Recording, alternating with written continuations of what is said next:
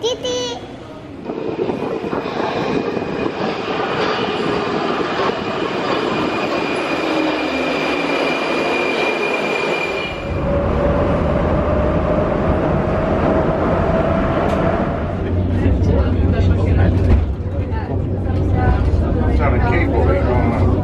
Coucou tout le monde, on commence cette journée tardivement, il est 14 h parce que Nathan n'était pas super en forme ce matin, donc on attendait de voir si on pouvait décoller et finalement ça va beaucoup mieux, donc c'est parti. Donc aujourd'hui on fait la colline de Pétrine. Là on a commencé par le côté gauche quand vous sortez du funiculaire, donc c'est l'observatoire, enfin il n'est pas ouvert, il ouvre à 15 h. Il y a un jardin avec des roses, donc c'est ce qu'on fait là, on longe pour faire ça et après on va continuer.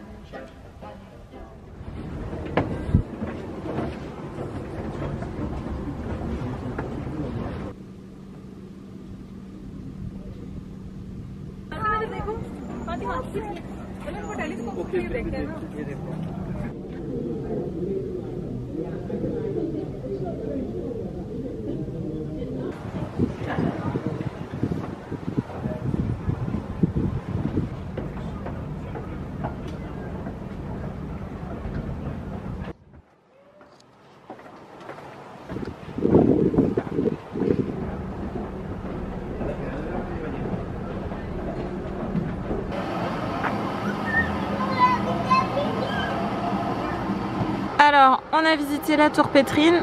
David est monté tout en haut. Moi, je me suis arrêtée au premier plateau parce qu'en fait, c'est 150 couronnes par personne l'entrée. Et en fait, c'est soit les escaliers, soit l'ascenseur. Mais avec Nathan sur le dos, j'en pouvais plus. Donc, je me suis arrêtée au premier niveau. David est monté tout en haut. Et puis avec Nathan, on vient de se faire un petit tour de manège, un manège en bois qui a plus de 200 ans. C'est super parce qu'en fait c'est vraiment, on sent que c'est d'origine. C'est tout en bois, on entend le mécanisme à l'intérieur, les chevaux on voit qu'il y a l'usure du temps, mais c'est vraiment sympa.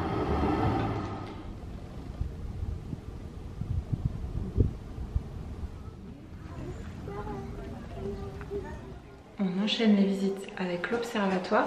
C'est super grand Pétrine, je pense qu'il faut prévoir un après-midi. Du coup, la bonne astuce c'est quand vous sortez du funiculaire, venez directement à l'observatoire parce que vous pouvez acheter des tickets combo. C'est-à-dire, vous pouvez faire la tour plus le palais des glaces qu'on vient de faire juste avant, plus ici pour 250 couronnes. Plutôt que d'additionner tout, c'est plus avantageux. Et puis un autre truc auquel sur lequel on s'était pas penché mais qui est super bien, c'est le City Pass. Du coup, je crois que c'est 72 € pour 2 ou 3 jours et vous pouvez prendre jusqu'à 4 jours. Et vous avez les transports dedans et les visites offertes pour pour pas mal de choses. Donc franchement, si vous venez 3 jours et que vous faites à fond de la visite, prenez-le. C'est super avantageux parce qu'en fait plus ça fait beaucoup de plus. Et nous on s'était pas penché dessus parce qu'on pensait pas faire autant de visites avec Nathan. Donc renseignez-vous là-dessus. Vous pouvez l'acheter sur internet et le retirer dans les Tourist Information. Et sinon vous pouvez l'acheter directement sur place dans les offices du tourisme. Donc renseignez-vous là-dessus si vous venez à Prague et que vous voulez visiter. Nathan, on va monter les escaliers. Oui, je vais maintenant. Tu dors là? Yeah, this way.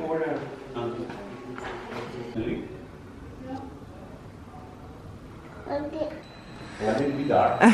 Yes. Wow.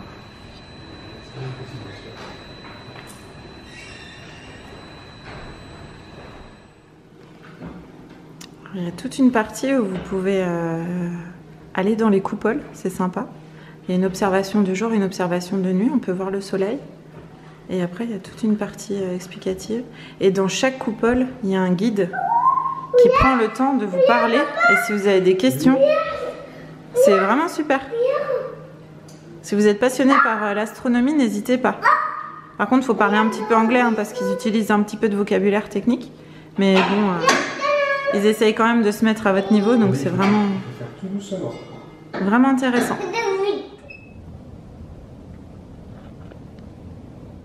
Après la colline de Pétrine, on termine la journée par un petit parc, parce qu'on avait promis à Nathan. Alors il y a des toboggans là-haut sur la colline, mais du coup... Bah descends, saute! Il y a des toboggans sur la colline, mais c'est plus bas.